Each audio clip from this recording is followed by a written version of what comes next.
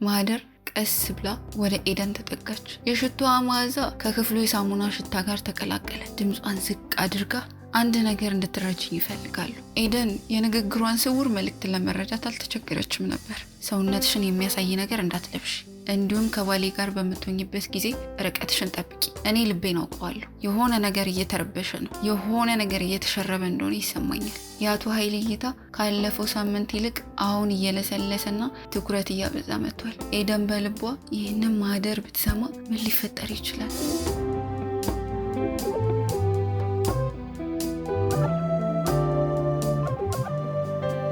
ኤደን በአዲሱ ቤት ሁለተኛ ሳምንቷን ጀመረች።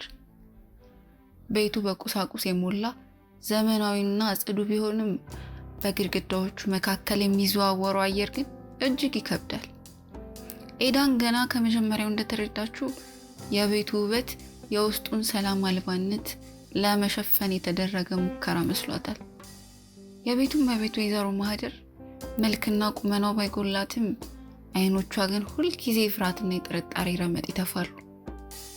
ኤደን እያንዳንዱን እንቅስቃሴዋን በሚመረምሩት እነዚህ አይኖቿ ስር ሆና መስራት ስቅዝ አርጎ ይዟታል።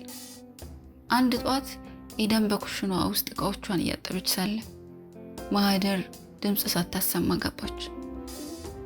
ድንገት ከኋላዋ መቆሟን ያወቀችው ኤደን ደንግጣ ዞረች። ኤደን እንዴት ነሽ? አለች ማህደር። ድምጿ የረጋ ቢመስልም ውስጥ ውስጡን ግን የሚዋጭር ቅዝቃዜ ነበረው። ደህና ነኝ እመቤቴ አለች ኤደን አይኖቿን ዝቅ አድርጋ። እዚህ መስራት አልከበደሽም? እንዳንቺ አይነት ያለች የተማረች ልጅ እንዲህ አይነት ስራ ስትሰራ ይከብዳል ብዬ አስቤ ነበር አለች ወይዘሮ ማህደር። ኤደን የንግግሯን ስውር መልእክት ለመረዳት አልተቸገረችም ነበር። አይ እመቤቴ፣ ስራ ክቡር ነው በሚል ነው የምሰራው፣ እንደሚቻለኝ እየሞከርኩኝ ነው ስትል መለሰች።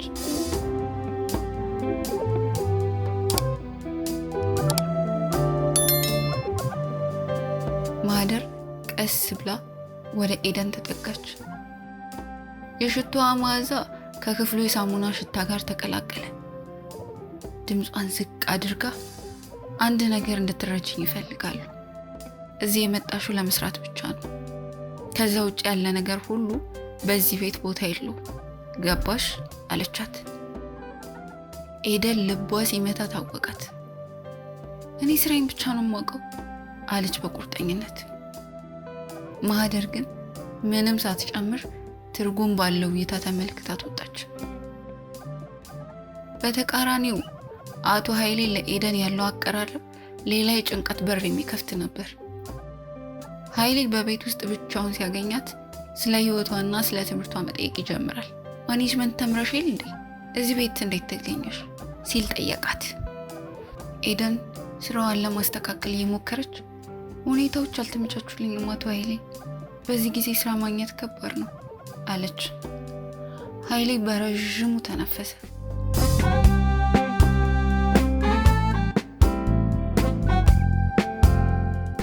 አንቺ እንዲህ ያለ ስራ የምትሰራ አይመስልም።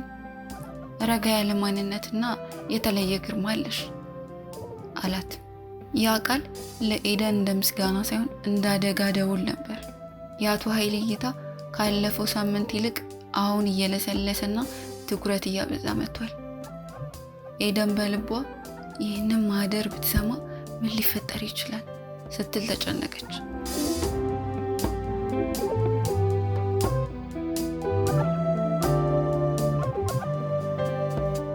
አንድ ምሽት ላይ በምግብ ጠረጴዛው ዙሪያ ያልታሰበ ግጭት ተቀሰቀሰ። ኤደን ያዘጋጀችው ወጥ ጨው በዝቶበት ነበር። ማህደርም ማንኪያውን በኃይል ጠረጴዛው ላይ አኖረችው። ይህ ምንድን ነው? እንዲህ ያለ ምግብ ነው የሚቀርበው? ስራሽን እንኳን በአግባቡ አትሰሪም አለች በጩኸት። ኤደን በፍጥነት ተጠጋች። ይቅርታ እመቤቴ፣ አሁን አስተካክለዋለሁ ስትል ተንተባተበች። ነገር ግን ኃይሌ ጣልቃ ገባ። ማህደር ትንሽ ጨው ስለበዛበት እንዲመጩ አያስፈልግም፣ ሰው ይሳሳታል አላት። ማህደር ፊቷ በንዴት ቀላ። ሁልጊዜ ትከላከልላታለህ፣ ለምን? ምን አይነት ጉድ ቢኖር ነው ስትል ጮኸች። ሳሎኑ በድንገተኛ ዝምታ ተዋጠ። ኤደን በመሃላቸው ቆማ ክንዷ ተገትሮ ቀረ። በትዳራቸው ውስጥ ያለው ሰላም ማጣት አሁን በግልጽ እየፈነዳ ነበር።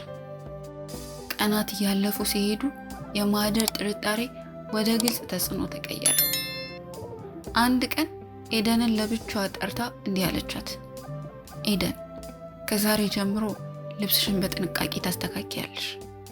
ሰውነትሽን የሚያሳይ ነገር እንዳትለብሽ፣ እንዲሁም ከባሌ ጋር በምትሆኝበት ጊዜ ርቀትሽን ጠብቂ። እኔ ልቤን አውቀዋለሁ። የሆነ ነገር እየተረበሸ ነው።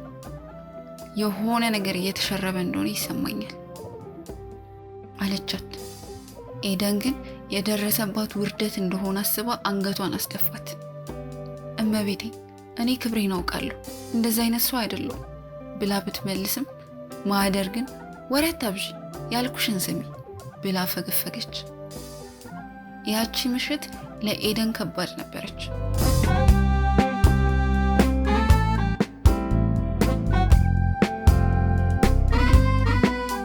በክፍሏ ውስጥ ሆና መሪር የሆነን ባለቀሰች። ስራ ፍለጋ መጥቼ ለምን የሰው ትዳር መበጥበጫ ምክንያት ሆናለሁ ስትል ራሷን ጠየቀች። ከሳሎን ደግሞ የአቶ ኃይሌና የወይዘሮ ማህደር ክርክር እንደገና ተሰማ። በሁሉ ነገር ትጠራጠሪያለሽ፣ ህይወቴን አፈንሹ ሲል አቶ ኃይሌ ይጮሃል። ወይዘሮ ማህደርም አንተ ነህ እድል የምትሰጣቸው፣ ይህችን ልጅ እንኳን ያመጣሃት ለምንድን ነው የሚል የሚስቱ ድምፅ ያስተጋባል። ኤደን ግን አንድ ነገር በግልጽ ተረዳች። ይህ ትዳር እሷ ወደዚህ ቤት ከመምጣቷ በፊትም የተሰበረ ነበር። እሷን ግን እንደ ማገዶ እየተጠቀሙባት ነው። አቶ ኃይሌ በኤደን እርጋታ ውስጥ ማምለጫ ሲፈልግ፣ ወይዘሮ ማህደር ደግሞ በኤደን ውበት ውስጥ የራሷን የውበትና የተፈላጊነት መጥፋት እያየች ትሳቀቃለች።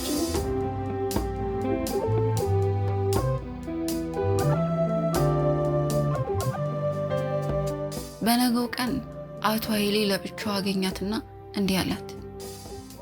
ኤደን፣ እንደምታዩ በዚህ ቤት ሰላም የለኝም። አንቺ ግን ቢያንስ ረጋ ያልሽ ነሽ።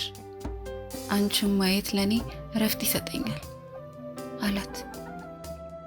ኤደን ግን በፍርሃትና በቁጣ መሃል ሆና መለሰች።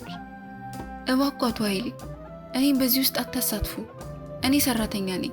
ስራዬን ሰርቼ መሄድ ብቻ ነው የምፈልገው አለች።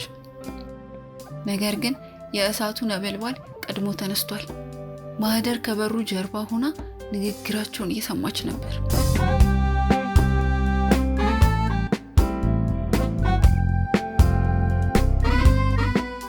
በክፍል 3 ክፍል 2 ላይ የተነሳው የእሳት ነበልባል ምን ያመጣ ይሆን?